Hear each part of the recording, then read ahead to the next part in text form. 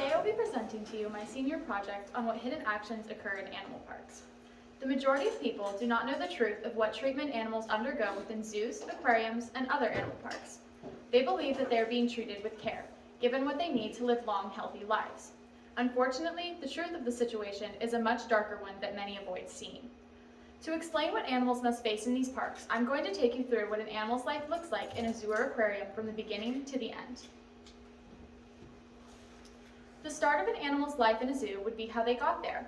A common belief is that animals are no longer being taken from the wild, or if they are taken, it is done in a humane way. While many species are bred in captivity and therefore animals of their kind are being taken from the wild less often, some animals cannot be bred in captivity and are continually taken for zoos. For example, it was stated by the Animal Welfare Institute that most whales and dolphins cannot efficiently be bred in captivity and are thus taken from the wild. An animal is captured when it is young. For these species, hunters go out on ships and find families of whales or dolphins swimming together. They chase the animals into a smaller area where they can capture them and then use nets to trap them in that area. The young animal is taken aboard the ship, and the adults are either released or killed, depending on the shipman's morals. Once an animal arrives at a park, it is put into an enclosure far too small for its needs. An example of zoos would be the lion enclosures. The most generous space lions are given in zoos is approximately 37 square meters.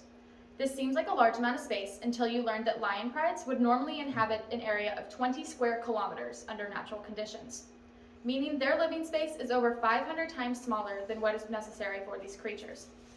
The human equivalent of this would be taking a person that lives in a 2,300 square foot home and forcing them to exist in only a 5 by 5 foot room. Keeping animals in such small areas can have detrimental effects on both their mental and physical health.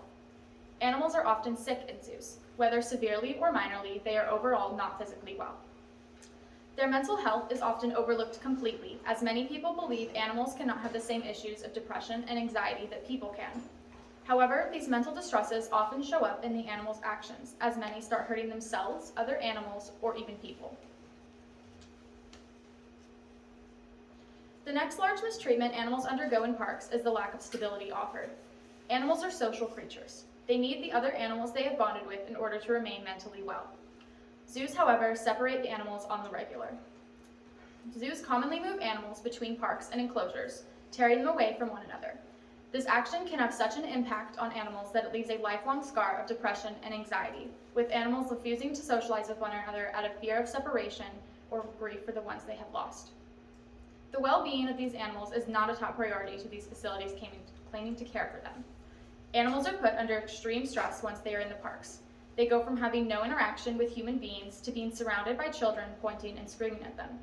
You may think that animal parks are not bad because you calmly and quietly watch from afar or gently interact with animals where it is offered, such as in petting zoos or feeding them. But it must be considered that thousands do not do the same. Children and even irresponsible adults often act in a way increasing the animal's fear significantly, and the fear of humans is not limited to visitors. Animals in parks are often terrified of their keepers, as the training methods used are cruel. Animals are beaten and starved when they do not perform the tricks as they are expected, and in some parks, animals are only fed when being trained. Therefore, if they do not do what is considered up to standards, they are not being cared for. Animals are seen as money-making objects to their keepers, and what people don't know of is if these creatures are not meeting standards, for example, if too many were bred or an animal becomes sick often due to poor environment, they would be killed. It was found by Freedom for Animals that in European zoos alone, 7,500 to 200,000 animals may be subject to being killed because they were found to be surplus. In addition to this is the 5,000 that die in European zoos each year from mistreatment. This mistreatment can cut an animal's lifespan down to less than half of what it should be. For example, the African Wildlife Foundation states that elephants live for approximately 56 years in the wild. However, in captivity, this number is cut back by 30 to 50 years. Many people wonder if these things are true and known, then why is nothing being done about it? Well, it's because zoos hide behind so-called ethical associations that protect them. The World Association of Zoos and Aquariums, or WAZA, is an organization that claims to value animals' health and safety. It is commonly assumed that if a park is approved by WAZA, they are an ethical place that consumers can faultlessly support. However, this association does not follow its own rules.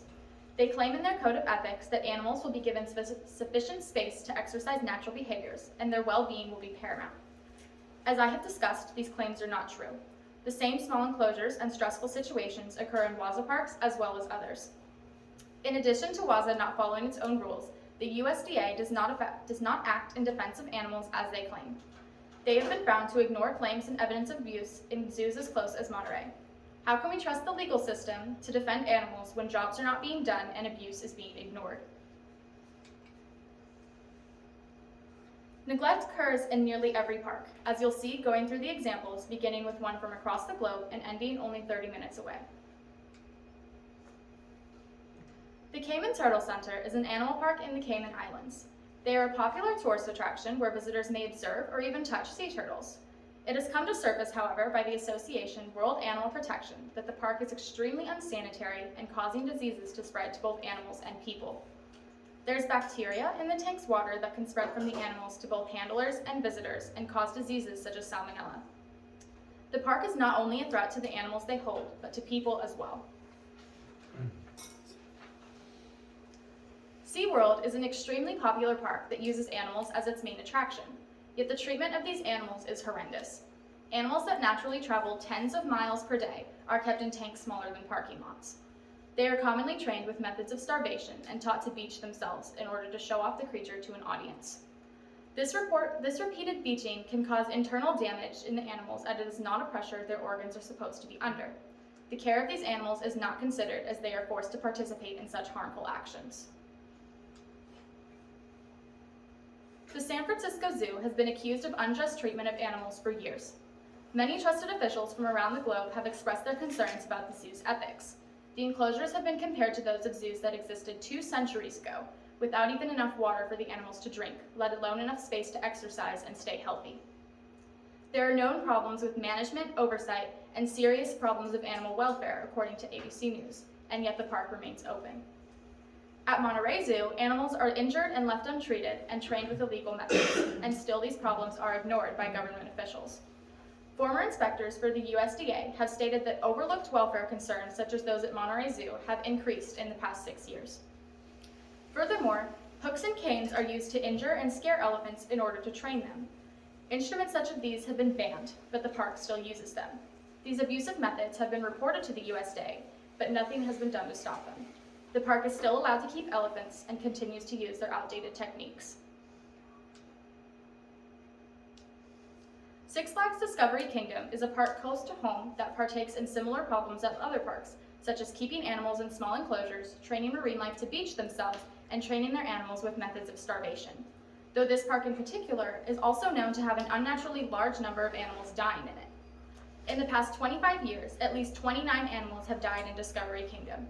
An animal a year may not seem like a large problem, but one must consider that under normal circumstances, these animals live 30+ years and are dying in this park much before that.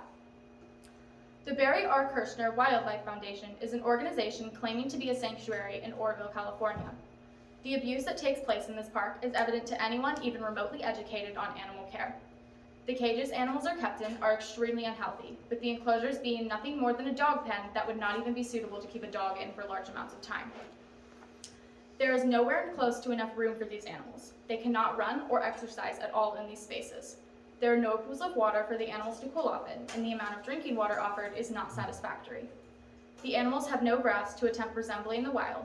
They live their lives in concrete and dirt. It is a very poorly managed environment that would not be suitable for any animal, especially not large exotics. If you're still unconvinced that this treatment is unacceptable, the Bible holds proof that humans do not have the right to this cruelty. What many people don't realize is animals are actually grouped together with humans in the Bible. Yes, we are given rulership over the creatures in Genesis 1:28. However, there are many instances of God stating his care for humans and animals alike, as in Psalm 36:6. He cares for them both and expects our leadership over them to be the same. Every positive example of leadership we are given in the Bible leads to how it should be without rigor or cruelty, as in Leviticus 25:43. We are supposed to lead with love and care. The same is how God rules over us, and by ignoring this, we are dishonoring him. Many people believe that animals do not deserve the care that humans do because they are not equal with them. But God still cares for us as his children when we are far from equal to him. Furthermore, we are given a clear example of how to treat animals by the care that shepherds had in the Bible.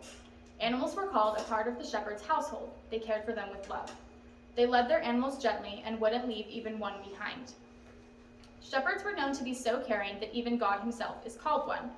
But if we are called God's sheep, why are we treating the literal sheep that he created as objects? Understanding this issue is great, but it's overall meaningless if we do nothing about it. So what can we do? The easy solution is to stop going to zoos. If they don't get the support they need, they can't remain open. Instead, visit animal sanctuaries that truly care about educating the visitors about the creatures they hold, rather than profiting off of them. However, finding a true sanctuary that does this can be difficult, so here are some things you're going to want to look for. The enclosures animals are kept in should be the largest you have ever seen. Animals should be able to get far away from visitors and never be in contact with them. Petting zoos or opportunities for guests to feed or interact with the animals should not be offered, as it puts them in a very stressful situation. Finally, breeding should not take place at this establishment. You shouldn't be seeing new young animals appear every month, because then they are not being rescued, they are being profited off of. If you've heard nothing I've said thus far, hear this. Animal parks are abusive and neglectful environments that are dishonoring of God's creation. They exploit his creatures and do not care for them as we were instructed to do. They are a hidden destruction of the gift of leadership we were given that more people need to be aware of. Thank you for listening and for your time. Are there any questions?